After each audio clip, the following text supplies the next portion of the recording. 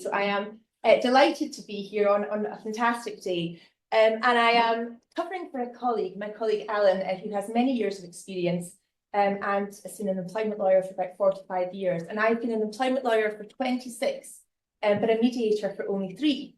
And I am equally as enthusiastic about mediation. I also think it can solve just about anything. And the title for my talk today is Mediation, Should It Be Compulsory? And I suppose what I mean by that is, what do we as a group think about the mandatory nature of mediation, or the increasing increasing ability of courts to order mediation? And it's interesting that I'm talking about this because I've come from Edinburgh, and you may or may not know that in Scotland we have a different take on mediation at the moment. We don't have any ability to order mediation necessarily. It's more a kind of recommendation in Scotland.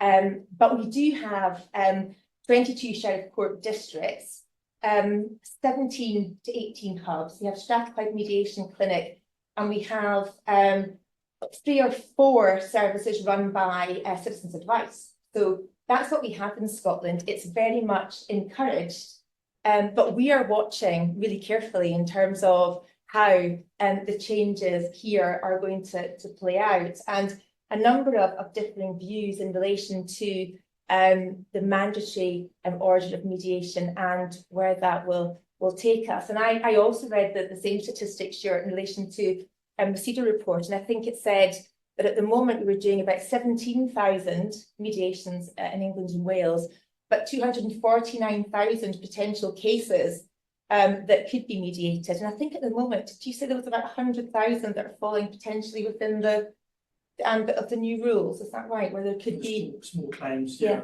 Because I think you might have been saying, you might have said it previously, it seems like 80,000 cases and something like 100 mediators to do the work for small claims and stuff. Yeah. So lots of potential. And in terms of mandatory mediation, I suppose the case for it, is that the cost effectiveness, the efficiency.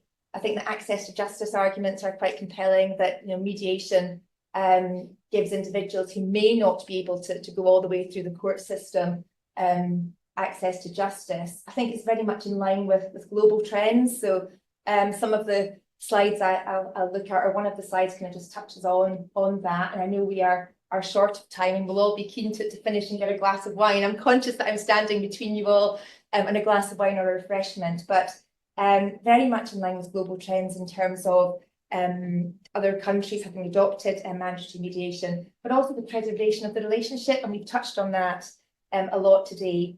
In terms of the kind of arguments against more mandatory mediation and compulsory mediation, I suppose if individuals may feel it's a kind of threat to their autonomy, a threat to their choice, there may be, and I very much think that we as a group will hopefully have lots of ideas as to how to deal with this, but the kind of risk of tokenism, or a kind of tick box exercise, if this practice of mediation that we all love and that we are so passionate about, and that we're so passionate about doing well, and so passionate about, I guess what really has sort of hit resonated with me today is getting it right, the type of case, getting it right for those who are neurodiverse, getting the arrangements right.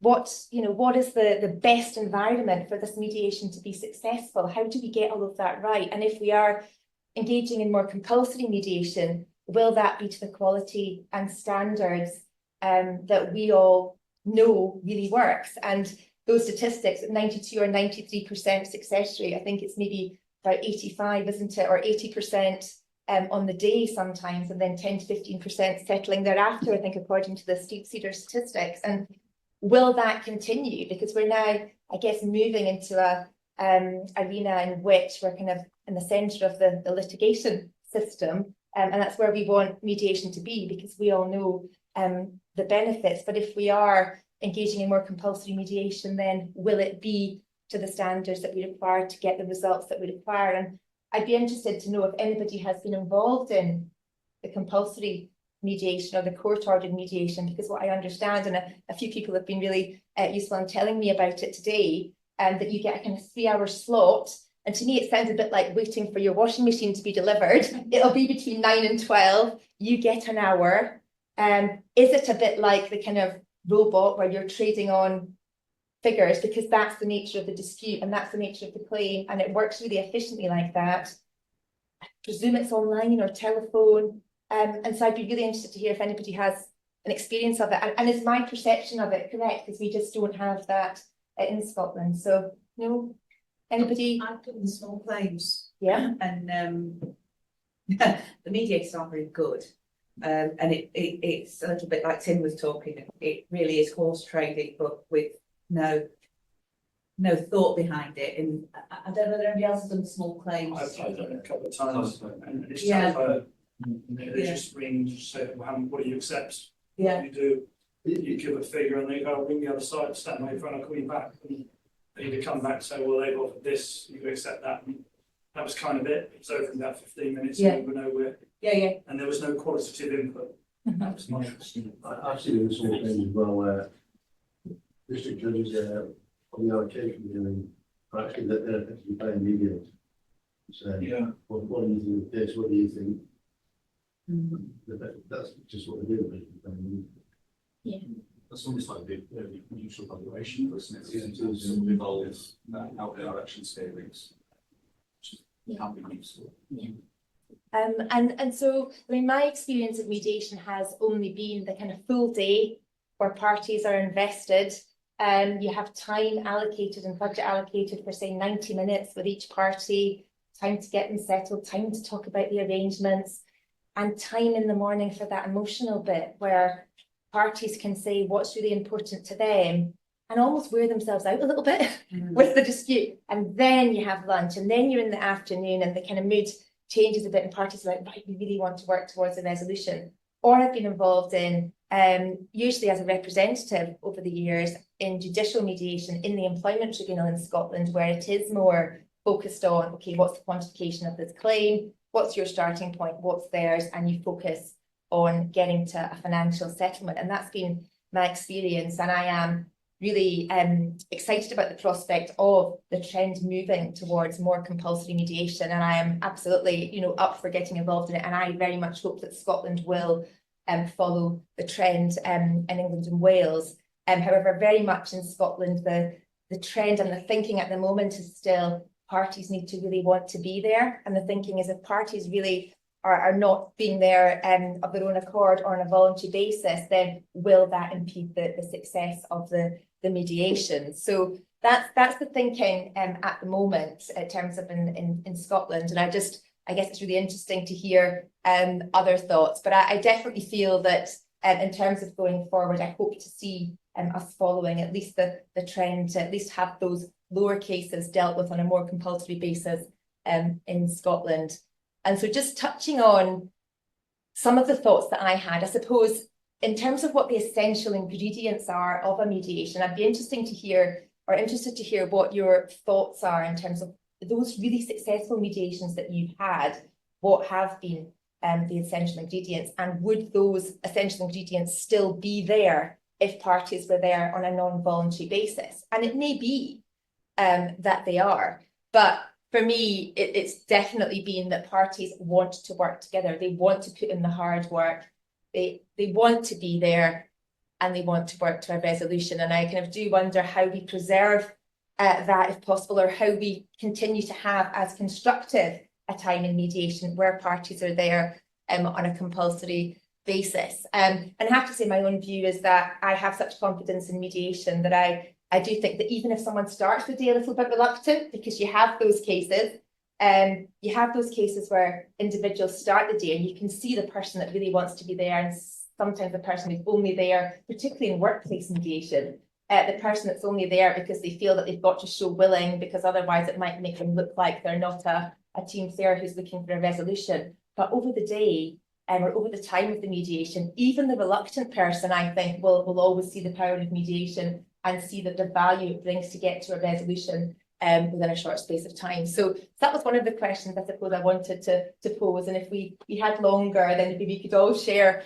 those ingredients and whether you think that they would carry forward where you maybe had a reluctant party, and then how we would overcome those obstacles where you might be dealing with a reluctant party. And also, I suppose, the time where you have a compulsory mediation, or certainly some of the court encouraged mediation in Scotland, it's a much shorter time frame. It's not as short as the 1 hour under the English rules, but it is a shorter time frame, and how we can make the key essentials of a mediation still be encompassed in that shorter time frame if the allocated budget of the courts is not going to enable us to do all of those really key essential ingredients in a mediation that we know work, but can take time over the day. If we are trying to do things in a shorter time frame, then how would we do that, and how would that play out for those of us involved in those sorts of mediations?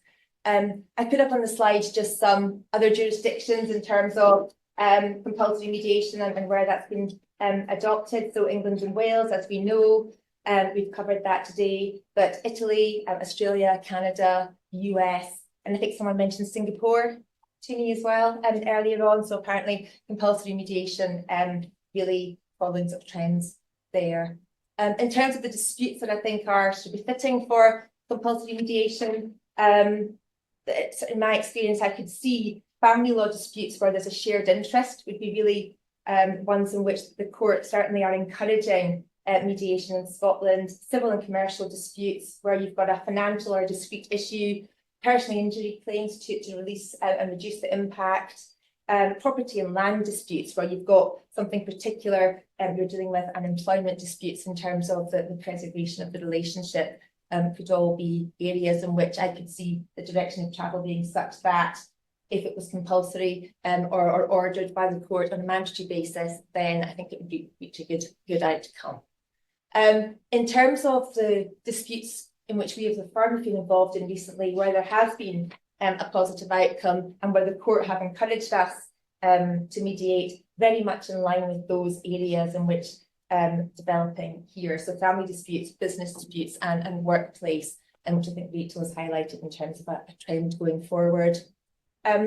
Advantages I've put up there, most of which I covered at the outset, but reducing the court backlog, confidentiality, cost effective and time efficient, and the flexibility in the outcome which mediation offers, preservation of relationships, and empowerment, I suppose, in terms of individuals having more control over the outcome, and the high success rate, which we all know in terms of being involved in mediation. And if there were any disadvantages, which I'm sure we can all argue we can overcome, but it may be of, I suppose, limited effectiveness in some cases where perhaps you had an imbalance of power, for example, or a case involving domestic violence. Those sorts of disputes would not be disputes in which we could, I think, effectively order mediation. And the perception of coercion potentially, the quality of mediation is an issue that we discussed today, where we have court-ordered mediation, possible delay if you were implementing a step into the court process, which would take a bit longer and be seen to be just a kind of tick box exercise if it didn't deliver, and lack of legal precedent, I guess, enforceability issues, and emotional stress for some parties in relation to, I guess, appearing face to face. But as we saw earlier, in terms of dealing with the impact of that, remote mediation is something that is actually very much preferred by some people and could be offered in those circumstances. So I think if we were moving towards a system of more mandatory and compulsory mediations, that I think absolutely the pros outweigh any sort of challenges with that. And I think my main challenge to it would be driving up the quality. And I think, Stuart, you had some ideas about how you'd like to see mandatory and compulsory mediation kind of develop, and how the group could get involved in terms of the higher value claims being covered. I think compulsory mediation should come, because I think people, as you said, once they see how powerful it is and see it in practice, I think they'll be converted. You know, I'm one of those, you know what they say, there's no zealots that converts. I've been converted, and I think it really is powerful. And particularly with the intermediate track, I think that would be a very good area to make it mandatory.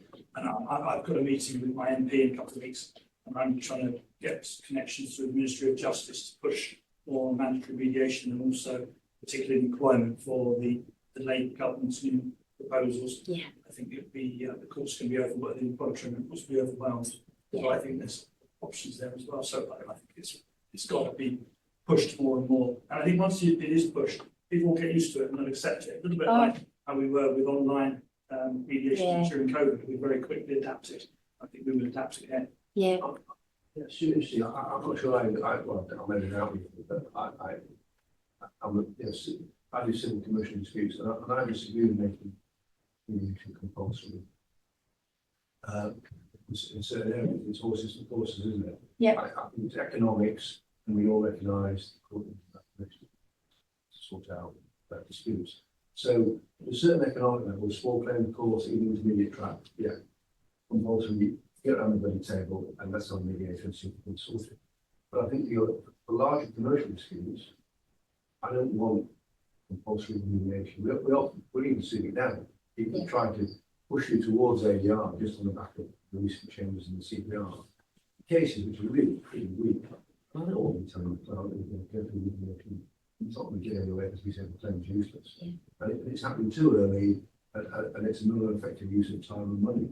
So I'm a great believer in whether the law commission used the appropriate time. Yeah, I think I would agree as well to extent, because I mean, in preparing for today, I obviously come from a system where there's no compulsory mediation at all, and you know, Scotland would say it's got to be voluntary. But when you pull together, I suppose the arguments I put up there are the arguments from various lawyers across the sort of internet in terms of what they say the pros and what they say the cons are. And from what I could tell from the trend, from looking at the advantages and disadvantages, the arguments seem to be coming down of a more nuanced approach is required, and an approach that says this type of dispute is good, this type of dispute will work well, this will not. And also there was lots of talk about soft compulsion. So it being encouraged, you know, the courts having the ability to order, but the courts spending that time to actually explain to the parties the benefits and actually sort of compelling them, but not actually imposing it upon parties so that they would understand the process that we're about to undertake and making sure that the dispute was an appropriate one. What you just said then about the timing, though, is so important, because especially with the more complicated mediations, people get litigation fatigue, and as a mediator, it's one of the biggest sticks you can hit them both with. You know, look, this can all be over in the next couple of days if you just start seeing sense. And I think the problem is if you're too early, that is never going to work, because they're entrenched, but they've not seen the other side. Yeah. And I think there's differences there in Scotland and England and Wales, because in Scotland, particularly in the employment tribunal, we don't have as rigid a timetable of when the client's spending their money. So it's a bit more kind of haphazard, and parties will, you know, that we don't have witness statements, for example, people just pitch up and give their evidence on the day. The documents are meant to be in 28 days before, but actually, you know, sometimes litigants in person don't really comply with that. So you've still got quite a bit of your budget up until a later point. So in terms of the strategy there, when you would recommend, you know, clients are not as worn out in terms of their purse strings and how much they've spent. So it sometimes can happen later in Scottish litigation, and I suppose that's quite an important point. The timing, I think, would be different in both jurisdictions, and probably between case to case, when you would actually suggest that mediation should be, I've said in my team, so changing the CPR it's not just mediation, it's ADR, and it's you've got to advise your client at the early stages about ADR. Yeah.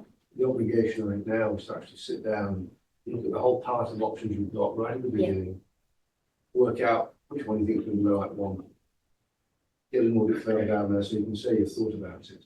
So on the other side, but I mean, you want to get your client to that point when you're using the right method, preferably not the courtroom. And you know that by the time you get to directions, you're going to probably, you know, sort of mediated or academically not doing so. So it's just moving it all a bit further forward. But I don't want to do that sort of safe for the low value cases. I think it was a huge opportunities because it's not only mediation, with potential determination. I suspect the adjudication is going to occur as well. And even when you explain everything to your clients, it doesn't always go to plan, I suppose. You know, I was thinking during the neurodiversity talk earlier, I had one where I was acting for the employer, and the claimant had 29 disabilities, physical and mental, and she was a lovely lady, and she was representing herself, and we wanted to go to mediation, and we kept suggesting mediation. No, I don't want to go to mediation because it's not about the money for me. I want to go, I want to have my day, and then 4 weeks was fixed for her hearing. Please can we mediate? It will be constructive. And I think she just wanted, I think, to be understood, which I think was a theme that was all she wanted, was to be understood. Well, a day in mediation, that you will have that opportunity to explain, you will be understood. But she I think, didn't have the trust in lawyers full stop, I think, and her employer. And ultimately her claim was worth about 20,000. So we thought, what we'll do, we explored all types of ADR, what could we do to resolve this case? And eventually we thought, we'll offer her double. She won, £20,000 was the value of her claim. We offered £40,000. And what did she do? She withdrew her claim.